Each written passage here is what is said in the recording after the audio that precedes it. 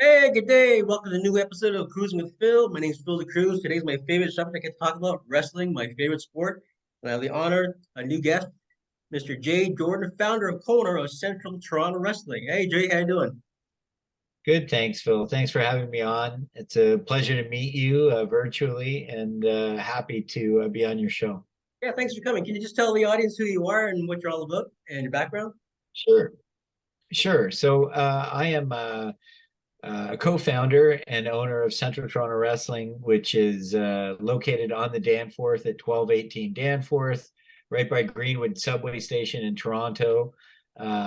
We are, a wrestling club that focuses on, Olympic wrestling development, both freestyle and Greco, for all age groups and all experience levels, from beginners right up through to high performance Olympic level athletes. And we've been in the business a long time. The club's been around for over a decade, and personally, I've been involved in the sport for 40 years since I was a kid, Oh, and it's been a big part of my life. My family is very involved, and as well as a number of athletes that I personally coached and that have also been developed elsewhere in the world as well as here in Canada, and continue to coach at the club. So we're expanding, and we should soon have nearly 8,000 square feet of mat space at Central Toronto Wrestling. And two of our high performance coaches right now are Saeed Azerbaijani, who's a Canadian Olympian, and Tamerlan Tagziev, who's a Commonwealth Games champion and bronze medalist from Pan Am Games. He was actually my athlete at one point. And we're also bringing in Jesus Rodriguez, who is a world-renowned coach and the head technical coach for the Cuban national team. We're in the process of finalizing his work visa, so he should be here at some point over the next 8 to 12 weeks. He'll be here permanently, and he's probably the most decorated coach in the hemisphere, or one of them. He's developed more Olympic and world medalists than any coach that I know. And we're happy to have him and to continue to grow the club. So that's it for the intro, but I'm happy to answer any that's questions that you amazing. may So have. did you compete in the Olympics yourself? No, no, I'm not an Olympian, but I've been involved in the sport since I was a kid, and certainly, wrestled through my teens and through part of my 20s, and then decided to become a coach and sort of got involved that way. I have coached at Neil McNeil, the Catholic high school on the beach, for over a decade, and I'm happy to say that the coaching staff there, the phys ed department, and the administration at the school were gracious enough to give me the opportunity to coach there for the past decade. And I also coached with Team Impact, and then eventually, we started Central Toronto Wrestling, to further sort of expand the coaching staff and continue our sort of focus on developing Canadian talent. You used to be at Queen Street, right? Your location before? Yeah, we were for almost nearly a decade. We were at Queen and Greenwood, Yeah. and then just last year, almost 12 months ago now, we moved up to a location at 1218 Danforth, which is right by a Greenwood subway station. So, it's been great for us to be on the subway because Yeah, as you know, perfect. yeah, it's much more accessible for young athletes who, the youngest kids, their parents drive them to practice, but kids sort of from teenagers up through their 20s, it's difficult for kids, that are sort of competitive age these days to drive a vehicle, especially in urban centers in Canada. I mean, Yeah, it's much, fuel is yeah. expensive, parking's expensive, vehicles are expensive, insurance is expensive. So being on the subway means that really the club can be accessed from anywhere in the Golden Horseshoe, which is the sort of, population density Yeah. epicenter for Canada. So that's been really good for us because a lot of athletes that they might be high school athletes, they might be club athletes, they might be university athletes. They can all access the club, and that's given that it's on the subway and it doesn't require you taking a bus. I know we've noticed with kids, the second you have to take a bus after the subway, Yeah, it my becomes nephew's somewhat like less. that. Yeah, there's a little less patience for it, right? So we're I really see. happy to be on the Danforth, and That's great. Is this yeah, a bigger location in the facility, right? Right now in Danforth, bigger, much bigger than the other one? yeah, it's much bigger.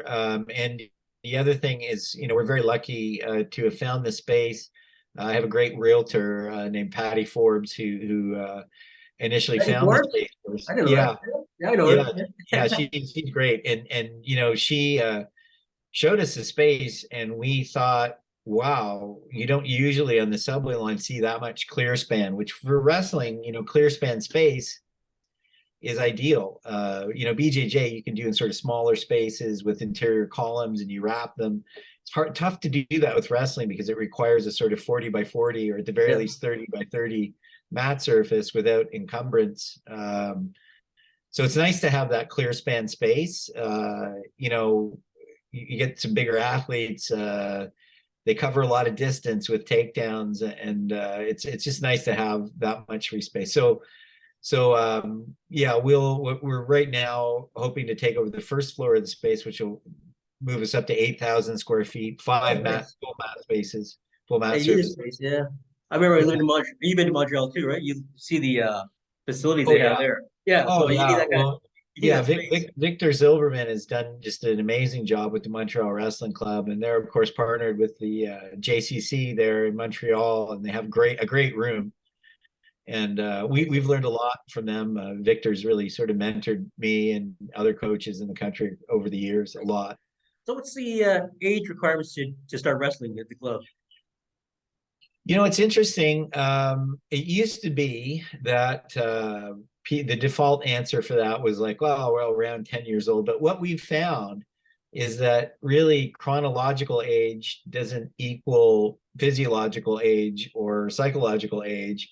Some kids who are as young as we've had kids who are as young as 3 years old who are capable emotionally and physically of, I mean, look, they're not going to do a full 2 hour practice, No. but if you can engage them for half an hour at first, maybe eventually 45 minutes or so, the younger they are, the better they end up being, the more tools they develop earlier. And there's a number of people on the national team now that we started coaching as very young athletes, and it's amazing to see their development. So we like to get them as young as we can. Now some Yeah. kids aren't necessarily ready at 5 years old. Some are ready more at 7, Is but there we like like to get them. sorry, is there like law Yeah, requirements here for the age brackets, like over in Canada? yeah. Well, this is one of the things that Canada is exceptionally good at is the developmental age groups are, really, really good. Pike is sort of the youngest one, and then it goes up to novice, kids, bantam, and then by the time they're in high school, they're cadets, and then juvenile junior I mean, I was under ever 23 seen is. the wrestling in India? Some of the videos they're trying. Oh yeah, Yeah, I no, was there. you know what? I was posted in the military. I was like, I Yeah, went to one of the schools. I got introduced, and some of the guys wrestled with a couple. I used to keep being in the military, so I wrestled a couple of guys yeah, there. But the age bracket is like 4 years old. They're like practicing in the mud. yeah. You don't see Well, that over here, right? this is the thing. The younger you start them, and the more fun you make it. Like this is, what we're really trying to take a very sort of Eastern European slash Middle Eastern and Asian approach to the sport because, in these countries, which are very well represented in Toronto, frankly, there's a lot of Indians, there's a lot of Turks, there's a lot of Iranians, there's a lot of Russians. And these cultures all know about wrestling. So it's been a real boon for us to be on the subway, and all of these immigrants to Canada from these countries love wrestling, and Yeah. in many cases it's sort of the national sport. So it's great to have that representation in Toronto because the diversity in cultures has really allowed us to expand the club, and that's something that they really believe in this approach to the sport. The philosophy is make it fun for the kids, and then by the time you can really push them as athletes, they don't even really know they're being pushed, which Yeah. is the best way to develop them. It's not, you're not fighting with them constantly, because wrestling is really about the art of being comfortable being uncomfortable. It's just a Yeah. very inhuman kind of trait, right? Like most of us are fight flight response around discomfort is I want to run away. And wrestling sort of teaches you to engage, even with being uncomfortable, that's how you develop, right? Sure, the drill hurts the first time you do it, through enough iterations, it becomes easier. Same thing with moves, right? Like you're teaching a kid, doesn't matter what the move is, they're typically kind of not the most pleasant things. And you learn just how to do it without injuring yourself or your opponent. And that's a great thing about wrestling too, is that it's not like hockey in that you can't put the rookies in with the advanced athletes. In fact, it's quite the opposite. If you're going to be injured in wrestling, it's going to likely be with an inexperienced athlete, not with an experienced level athlete. Because when you see the kids, like the young kids that see the top athlete, like the guy coming over for the visa, do they get yeah, impressed by this? Their credentials and how big. Like I saw the picture of one of the guys there. Like it's a big guy, right? The kids, they're very yeah, impressionable. yeah. Well, this is the thing. Wrestling's like any other sport, and that the kids need idols, right? Like it Yeah. helps that people like Jesus, who, he was a two-time world medalist, right? And he coached people like Frank Chimizzo, who, now wrestles for Italy. He's Italian, but he came originally from Cuba, and he's a world medalist. And the kids need camps and things with these Olympians and Olympic medalists and world medalists, because they need to sort of see that these people are human and that they endured all this hardship and this sacrifice to get to this particular point in their career. And it's nice to be able to offer that to the kids and see their development over the years. It's very rewarding for me personally, for the other coaches, and for the club, because that's where the real sort of benefit is in wrestling. It's, you look at these kids and how they succeed. They have, even the success on the mat. Sure, it's not about winning all the time, and you have to fail in order to get better. Like, what world medalist hasn't lost some key matches in order to get good enough to get there? Like, I mean, they had to lose a lot, and it's an it hurts as an athlete. Every wrestler has these matches that sort of keep them awake at night, even Remember that? years later. But that's how you get better. It's Yeah. through that suffering. Remember It's that proving Russian? What's others. The Russian wrestler? I forgot his name. It started with a K. As an American wrestler, he's trying to beat him for every Olympic event, but Oh he, yeah, you Karelin know, and really, yeah, what's his name? Rulon Gardner. Yeah, And he finally beat him, the American guy. yeah. Well, the After, crazy thing about that, he is nearly my age. He's just a bit younger than me, Rulon Gardner, and he's actually making a comeback right now, oh, is he? That's good. which is insane if you ask me. But it's interesting. It's really interesting to see, guys, struggle to come back, and it's just about the struggle. It's about the We're process. seeing the guys using tears every time he lost the match, Yeah. and Kron's, he's a big Russian guy too, right? Well, and Karelin, I think up until he held the largest number of gold medals at the Olympics and Worlds, up until he was recently beat by on that record by Mian Lopez, Yeah. the Cuban Greco gold medalist. And I know Lopez, not well, but I've met him a number of times in Cuba, and they call him El Bicho, the monster. And I thought Kron was the Big guy. monster. Yeah.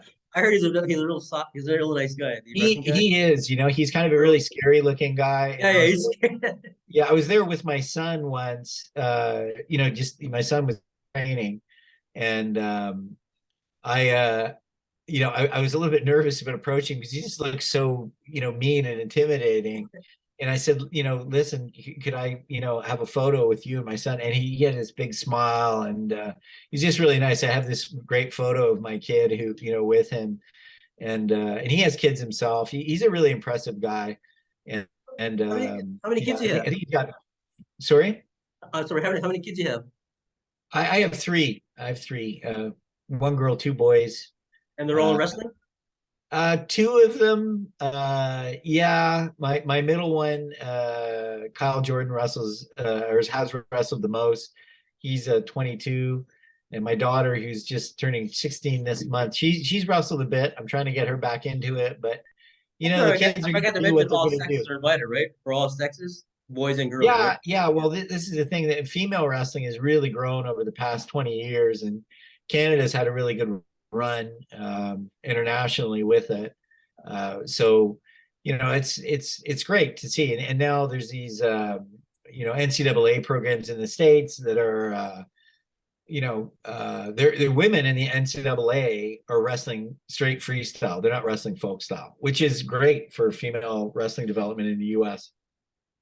As we were talking earlier offline about the coverage, like in Quebec when they have the Olympics, Yeah. you only get full coverage in the French channel, but over in CBC here, it's hard to find sometimes.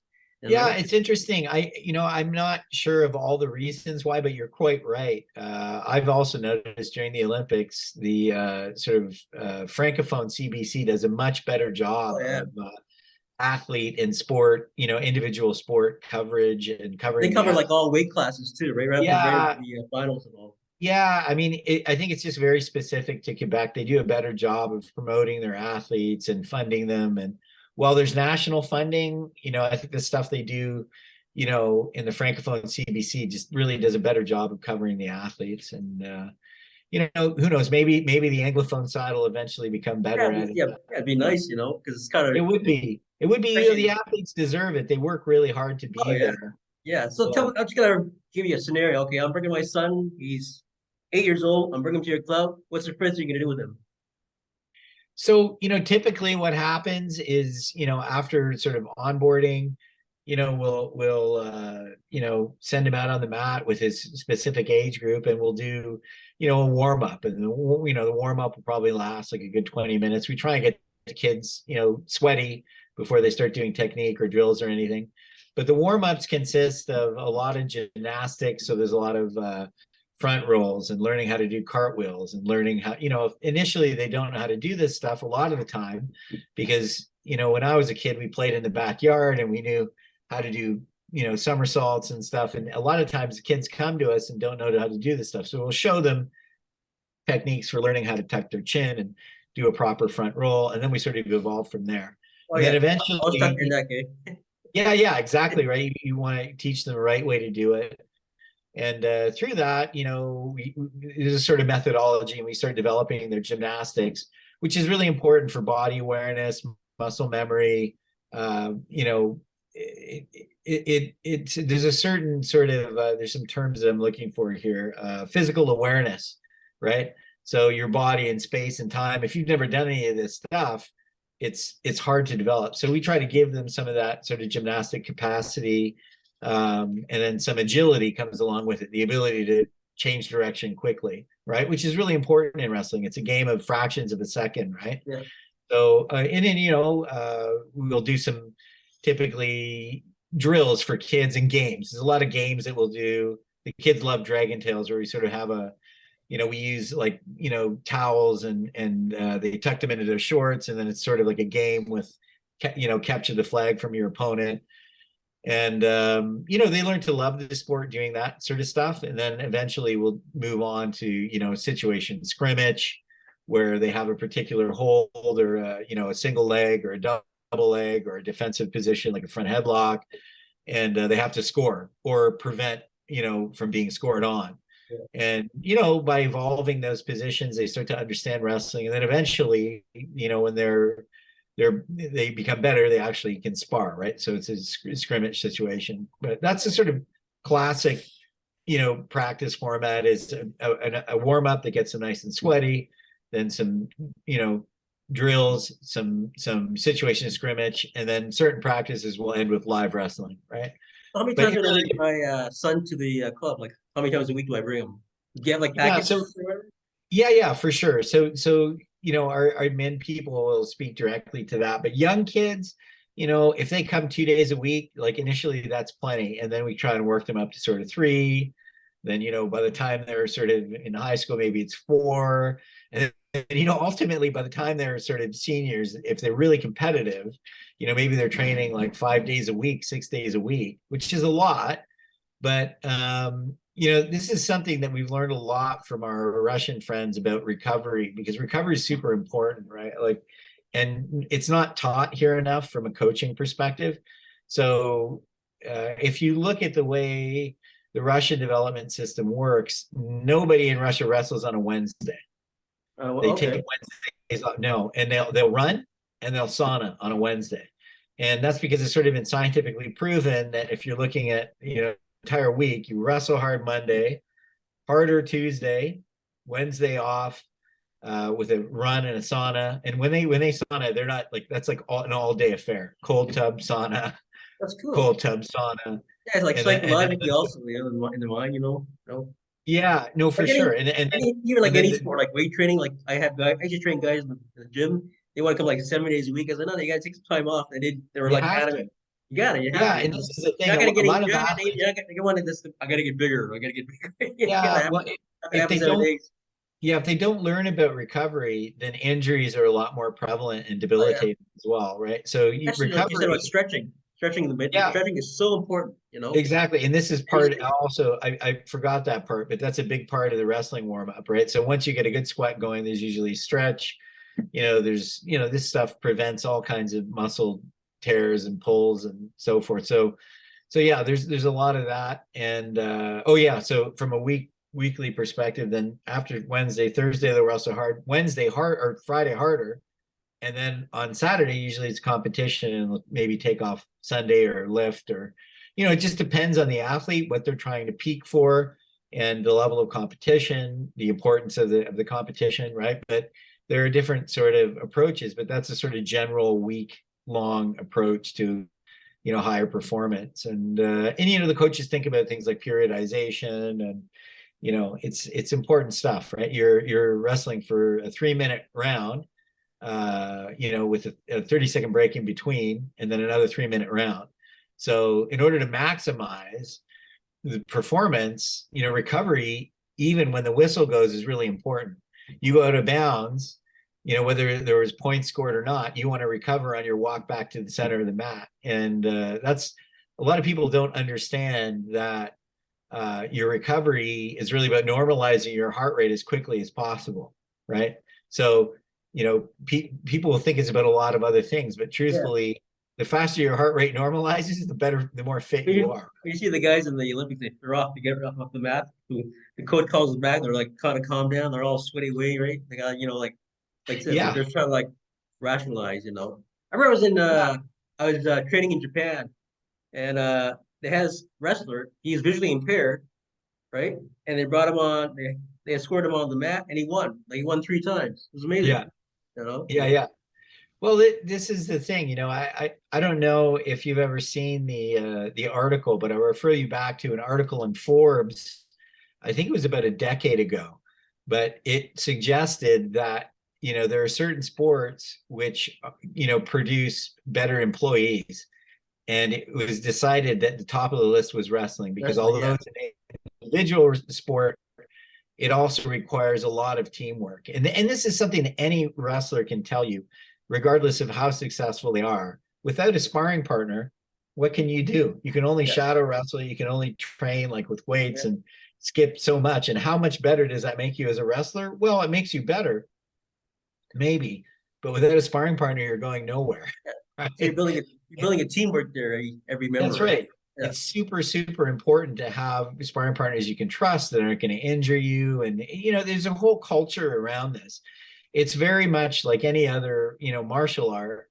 But truly, I think, from a unique, the perspective of, what's unique about it, it is the art of being comfortable with being uncomfortable, which is really, it's a very rare human trait, right? And the wrestling goes back to like all the ancient tablets, things like I study history. Wrestling is the only sport that was always mentioned in every history, every text, plateaus, plaques, tablets. You see wrestling, Yeah, wrestling. We see absolutely. It's probably the world's oldest sport, right? Or it. Yeah. second oldest, maybe after the marathon. It is truly ancient. And I heard it described recently. I took a couple of athletes to the Barbados Open, and two Canadian athletes who did very well. But there was a gentleman there named Rusty. His last name escapes me, but he was the guy who founded beach wrestling for UWW. Wow. And the Barbados Open is a beach wrestling event. And he described it as he was in an international tournament, I believe in Turkey at one point. And this old guy who was an Olympic medalist said to him, "Look at these two cats in this alleyway, fighting." He said, "It's inside all things to wrestle. All mammals wrestle. And it truly is inside us. It's like dance or appreciation for music. Like it's inside all of us to do Yeah, it. And it's a great way to really develop kids and refine their discipline. And we just we all love the sport, and we love to see the kids doing well. You know what, like they won't all be world champions. Like I'll tell you, I learned this from a coach actually here in Toronto, whom I respect a lot and mentored me. He said to a bunch of kids one day at practice, he said, and these were newbies. He said, listen, you're not all going to be world champions, but by God, you will all be better people at the that's end of so this. nice. Yeah, I like And that. and I That's thought, nice. yeah, it is. And I think That's like regardless, inside. That's inside and out too, as well, right? You know. yeah, that's right. It's inside all of us to be better. You just need a sort of vehicle to do that. And that's what we hope that wrestling is exactly that for the kids. You ever get any And parents? Sorry, do you ever get any parents to bring kids with, say, special needs, whatever? I mentioned about the visually impaired. You ever any? yeah, absolutely. My eldest actually is autistic and Okay, quite classically autistic, and while he certainly didn't compete like my other kids, he loves it, like to roughhouse and sort of wrestle on a mat, and it was good for him. And we do get a lot of not a lot, but certainly a recognizable amount of kids. Some autistic kids can engage in it. It just depends. But almost regardless of their affliction, like and I wouldn't call autism per se an affliction, but it's just a way of being. yeah, And they like to rough house and wrestle too, right? Like it's inside all human beings, really. It is the that's same right. way dance is. Yeah. Also, you talked about early offline about diet and food. Do you also emphasize that for like training? Oh, I think I lost you there. Are you still there? Did you hear me? Yeah, I'm here. Okay. Yeah, We talked about diet and food for like, do you train them in proper intake of supplements and natural foods and all? I lost you again. yeah. Can you hear me now? Yeah, yeah, go ahead. Yeah, just your pictures just comes freezing, but I can hear you. Go ahead. Yeah, I mean we certainly great. Yeah, we're not nutritionists per se, but we don't really recommend supplements or anything. Like maybe at the high performance levels, maybe there's certain protein powders or things. And we do recommend, WADA approved stuff. You can see on the protein containers, there's a sort of logo with a W in a circle. The WADA approved stuff is better because certain protein powders and things, sometimes there can be cross contamination in the manufacturing of it, and Yeah. occasionally they can make athletes test positive. So it's you got to be really careful about recommending supplements. But yeah, we do talk to them about nutrition and caloric intake and stuff like that. But we do find with the younger kids, even if they start with us and maybe they haven't been particularly active and they're carrying a little bit of extra weight. Well, a month into it, they're not carrying that extra weight anymore. It's kind of funny how wrestling sort of takes care of those things, Yeah. but it's naturally right. Like, and it's that's another thing that's unique about this sport is that while you can have sparring partners at practice who are bigger or smaller than you, when you compete in your own, age and weight division, which is great for development. And Ontario actually has a great, age group development system.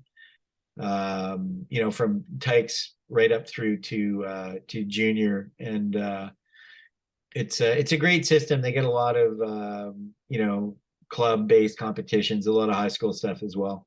That's great. What's the what kind of feedback do you get from the parents as you're training them or as they progress in their training? Typically they love it, right? Like I mean, look, it's not for everybody, but I kind of think it's for everybody. Yeah. It's some kids, maybe what do we see, sometimes like any sport, maybe they are trying to avoid injury or they get a little bit injured, but we don't have an exceptional number of injuries. In fact, I think when you compare it to hockey or football or even soccer, I think there are fewer injuries in wrestling. And part of that is, you know, coaching, part of it is that the kids become more physically aware. And when you're really physically aware of your body and what's going on, you're less likely to get injured, right? Yeah.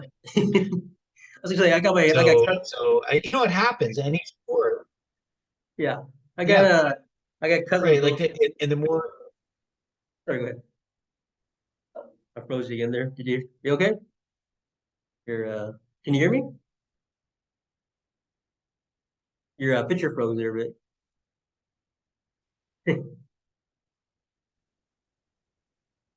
okay, is it Okay. okay now? I can hear about you. Just Yep. picture just yeah. Okay. I was gonna say I got cousins all little cousins. Well, they see the UFC, right? They're so impressed by UFC. But I said, you know what? Those are wrestlers. They used to wrestle before they got to that point. They're all and like the attitude, the mentality. Like Yeah. they see, it's like George St. Pierre in Montreal. Like he's a great guy too. He's an amazing guy. He's a really humble guy. I don't know if you ever met him. Oh, got you frozen again. Can you hear me? I've actually a long time ago. You know, What's that? it's we just had Gia Sasuri, the Canadian Olympian who won a silver medal in '96 Yeah. at the '96 games, do a camp for us over Christmas. Oh, nice, nice. And he was actually GSP's wrestling coach. Yeah. So it's yeah, UFC is great. It's entertaining. I certainly watch it with my kids and with friends, and it's great. But you're right. It's been good for wrestling because it's good marketing for wrestling.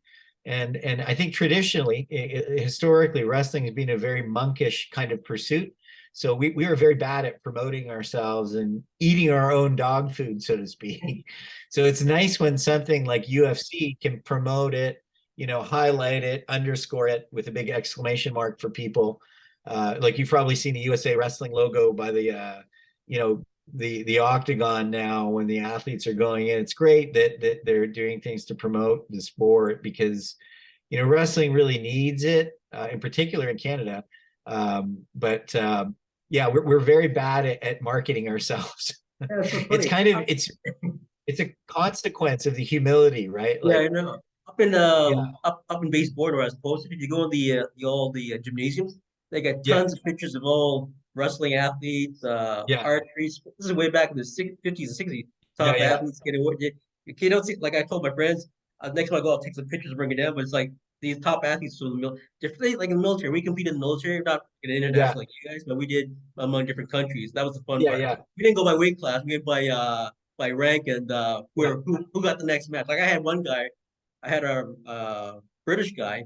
I was like yeah, 112. He's like 135. I mean, you yeah, don't do that. You don't do that in regular wrestling, but I won. yeah, It yeah, was yeah, fun. But yeah, just amazing. Like the wrestling's got back history in Canada way back. Like we don't see it, advertised like yeah. now. Yeah, but there is a huge legacy of it in Oh Canada, yeah. really all over the world. It's I like to say that I think there are very few sports that are as internationally understood and and practiced as wrestling. Maybe soccer, arguably, like football, Mhm. is number one. But if that's the case, wrestling's certainly number two. I think there's something like 180 NSOs, like national sport organizations in the world for wrestling, which is an insane number. Like that's almost every country in the world, which when you think about it, how many sports, like you can't say, listen, I love watching hockey as a Canadian, but the truth is, how many of those countries have hockey NSOs? No, no. I mean, 15, 20, right? yeah. It's internationally not as competitive as we like No. to think, whereas wrestling is extremely competitive on an international basis. And the understanding, like we joke that English isn't nearly the second language spoken in our club. There are so many languages spoken, and there might be a common thread of English through, but it's very common in our gym to hear people go. You'll hear Farsi, you'll hear Georgian, you'll hear Osseti, you'll hear Russian, you'll hear other Eastern European Slavic dialects, and you'll hear um,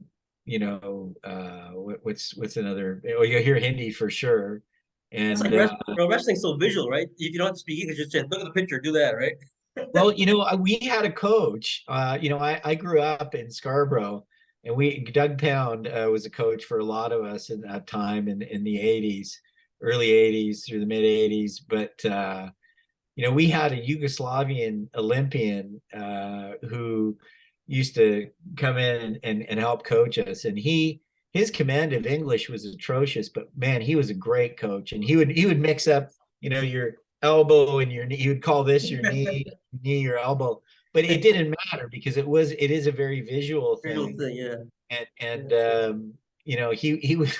It was funny because when he cornered us, we didn't know what he was saying. But he was such a great coach, and he really pushed us, and helped us technically a lot. Yeah, Just got about 3 minutes left, so just want to say I'm gonna put your video. I'll send you a copy. I'll put it on tweet, great. the Facebook, and my channel, and also on Spotify. There's videos now, and I'll get all the information, put under the video what your place, your address, and your location, and all. You're open 7 days a week, right? Yeah, we are, and that's the other funny thing. We thought, what is the best way to approach this as a Canadian, company and a Canadian wrestling club? So we don't close ever. And the reason for that is there's such a diverse membership base that we have, and coaches, they're diverse as well. The different So cultures and all, and the yeah, so why would we close the club at Christmas yeah, when right. there's not everybody observes, or and our argument is these kids are being developed in other countries, and they don't care whether it's Ramadan, Diwali, Christmas, Yep, Easter, that's Yom true. Kippur. They do not care. They're still developing athletes, and if people want to observe, that's great. But why would we force our schedule to Yeah, it's true. be, yeah, to model it after the Canadian school system? It doesn't make sense either, right? Got about Because less than 2 minutes, 1 minute left. So I just want to thank you, Jay, for coming on the show and talk about your company. I really appreciate it. I'm going to promote it, and hope you thank get some you. more memberships. And Thanks very much, Phil. no Pleasure problem. meeting you. Gotta promote Thanks the very local. much. Yeah, promote the local. I'll bring it back another time. We can talk. Talk more That'd questions be and whatever. great. And Yeah, and and then uh, and, and please, bring kids by. I will. I'll let the kids know. We'd be Put happy my to. cousin there. Get out the Great. UFC and everything. So, anyways, Yeah. nice talking to you. Nice meeting you. And I'll put your Thanks, information. I'll Phil. send you a copy of the video, and you can put it there. And I think you're amazing. Just amazing. I think that mentoring guys like you mentoring kids, get them off the streets. That's the main thing, and Absolutely. just educating them in mind and spirit. That's what it's all about, right? Discipline. Not a case That's of right. winning. Not a case of winning. It's a case of having a family within a family. Absolutely. And I think Absolutely. that wrestling families all over the world. We're all family. Yeah, for Where it's sure. hard. So, anyways, thank you so much, and I'll send you the video. And have a great week, eh? And thanks for Thanks, coming. Phil. You too. It's been a pleasure. Thanks very much for Yeah, the it's an opportunity. honor's mine. Old wrestling guy myself, retired. Take care, Thank, huh? take care. Bye-bye.